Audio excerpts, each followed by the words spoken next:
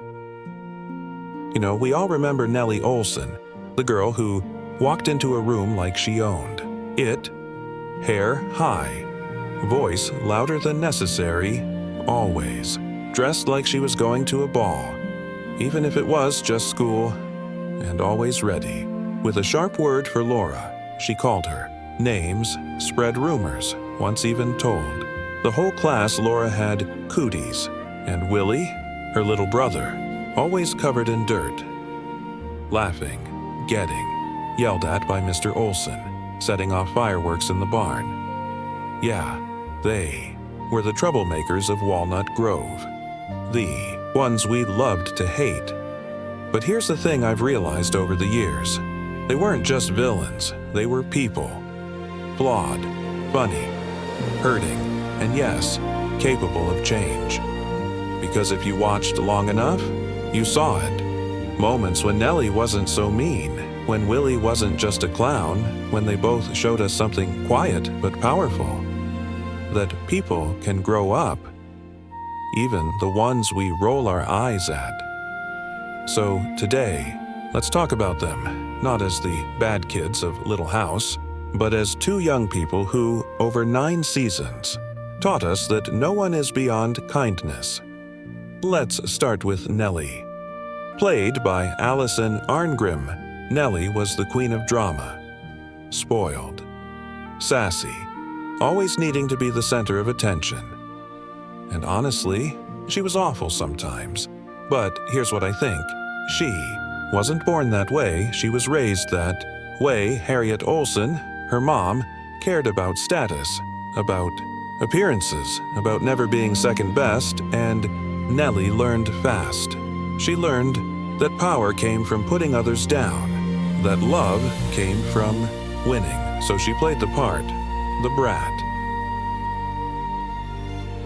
the bully, the girl everyone talked about. And Allison played her so perfectly, it with such wild energy, that you couldn't look away even when she was terrible. She was fun to watch. Who else could throw a tantrum over a birthday party and make you laugh while doing it? But then, slowly, things started to change. Not overnight, not with a big speech, but quietly, like a flower pushing through cracked pavement. Remember when Nellie went blind? Temporarily, after that fever, she was terrified. She broke down. She reached for her mom. And in that moment, we didn't see a villain. We saw a scared little girl. And when Laura showed her kindness, after everything Nellie had done, Nellie didn't sneer. She was quiet, humbled, maybe even grateful. Then came Percival Dalton, sweet, shy, rich Percival. When Nellie married him, it was easy to roll your eyes, another spoiled match. But watch closely. Something shifted. Her sharp edges softened. Her voice lost its bite. She started caring, not just about clothes and parties, but about him. She stood by him, protected him, even defended him. And in those moments, you realize Nellie wasn't evil. She was just lost. And now, for the first time, she was learning how to be kind. It wasn't perfect. She still complained, still fussed, but she was trying. And isn't that what growing up is? Not becoming perfect, but becoming better. And Allison Arngrim has said this herself. People think I played a monster, but Nellie wasn't all bad. She just didn't know how to be good. And that hit me hard. Because it's true, Nellie wasn't a villain. He was a kid raised in a world that rewarded cruelty and punished vulnerability. And her journey, from spoiled brat to loving wife, is one of the show's quietest, most meaningful arcs. Now, let's talk about her brother. Willie Olson. Willie was different. He wasn't cruel, he wasn't manipulative, but he was always there, usually laughing, covered in mud or getting scolded by his dad. Played by Jonathan Gilbert. Yes, Melissa Gilbert's real-life brother. Willie was the goofy kid who lived to cause chaos. Frogs in the schoolhouse, Pa's hat missing, fireworks in the barn. But, unlike Nellie, his mischief wasn't meant to hurt. It was just fun. He wanted attention. He wanted to make people laugh. And honestly, we needed that because Little House dealt with heavy stuff, death, blindness, poverty, and sometimes we needed Willie to break the tension with a well-timed prank. But here's what's beautiful about Willie. He grew up, not in a flashy way. No grand speeches, no dramatic turning point, but quietly, like a sapling stretching toward the sun. As the series went on, Willie became more responsible. He helped his dad in the mercantile.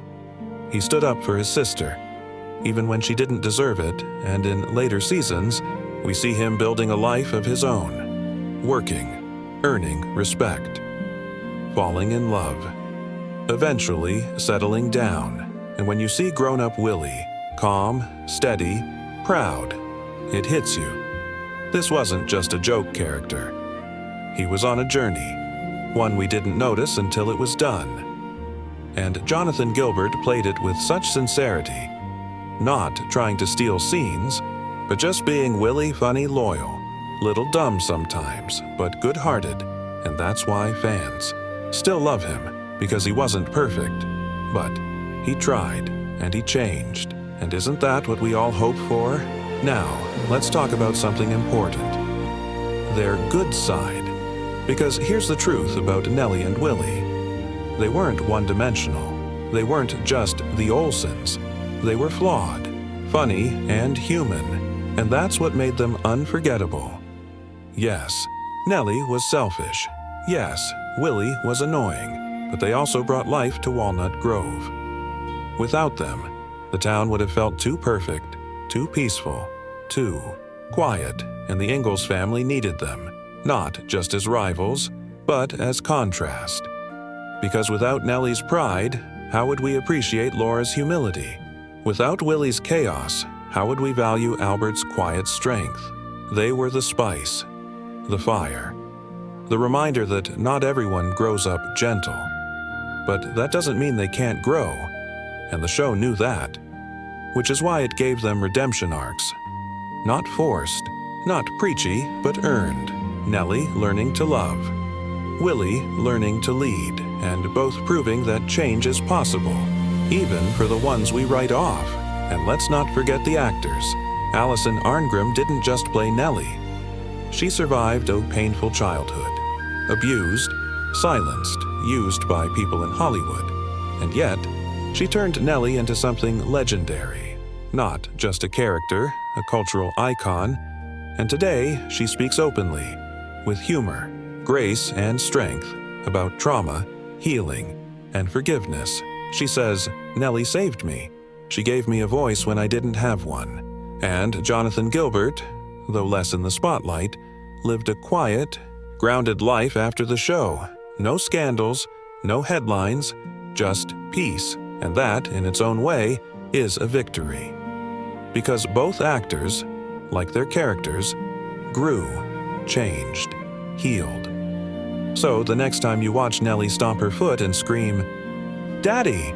or Willie run off with a stolen pie, don't just see the trouble. See the potential, the journey, the fact that no one is beyond redemption. Because Little House on the Prairie wasn't just about perfect families, it was about real ones, with flaws, with pain, with people who mess up and try again. And Nellie and Willie, they were proof that even the loudest, proudest, goofiest among us can learn to be good, can find love, can grow up. And that's not just a lesson for the prairie, it's one for all of us. So yes, Nellie and Willie were troublemakers, but they were also teachers. And maybe they were some of the most human characters of all.